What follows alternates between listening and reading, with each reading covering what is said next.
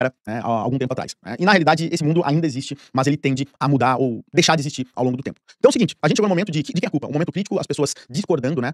E quando eu falo brigando, tá? O antagonismo, eu não tô falando do lado pejorativo, o pessoal saia na porrada e ficava xingando um outro. Às vezes acontecia, mas na real, o ponto é que são objetivos diferentes. Mas chega um momento que o problema, ele tem que ser resolvido, né? Então a gente precisa resolver o incidente. Então, nesse momento, acontecia algumas coisas bem claras. A primeira coisa é que a galera de infraestrutura, né, não entende do software de forma geral, né? Normalmente, eles têm alguns scripts, algumas documentações, algumas checklists para eles verificarem quando tiver algum problema. Mas no final das contas, ele não entende do software. Então, ele realmente também, muitas vezes, tende a dizer que deve ser algo que mudou no software e que eu não consigo ver, e nesse momento eu preciso de desenvolvedor, né? E quando a gente chama esse desenvolvedor em conjunto com o cara de infraestrutura, o desenvolvedor fala, eu não entendo de infra, né?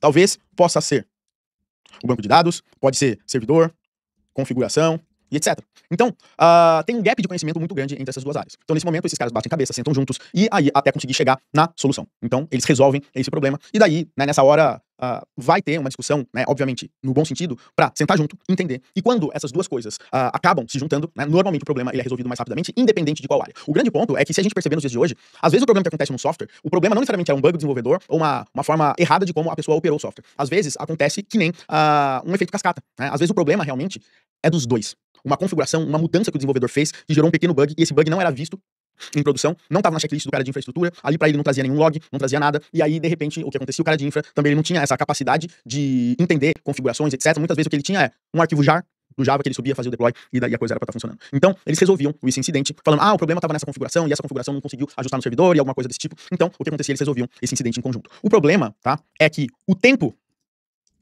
de falha, nesse momento, né, o tempo onde o sistema ficou fora do ar, ele acabava sendo muito grande, né? E aí, nesse caso, acabava gerando, né, problemas de grana, né, problemas de clientes bravos, né, e assim por diante, acabava afetando a empresa. O ponto aqui é, como que eu consigo melhorar esse processo, fazer com que isso acontecesse de forma mais rápida, mais fluida, e também de uma forma que, quando a gente tiver erro, nós conseguíssemos fazer essa recuperação desse incidente de uma forma mais rápida, tá? E eu tenho uma observação muito importante aqui pra vocês, pessoal, que era o seguinte, nessa época, né, era deploy uma vez por mês, trimestre, semestre.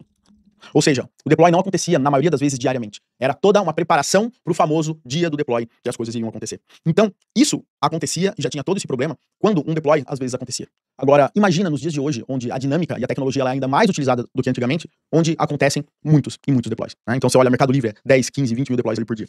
Como é possível uma área de infraestrutura conseguir fazer tanto esse ciclo, que normalmente, inclusive, era até manual, óbvio, sempre teve scripts, ferramentas que automatizavam, mas conseguir dar vazão pra isso era quase que impossível.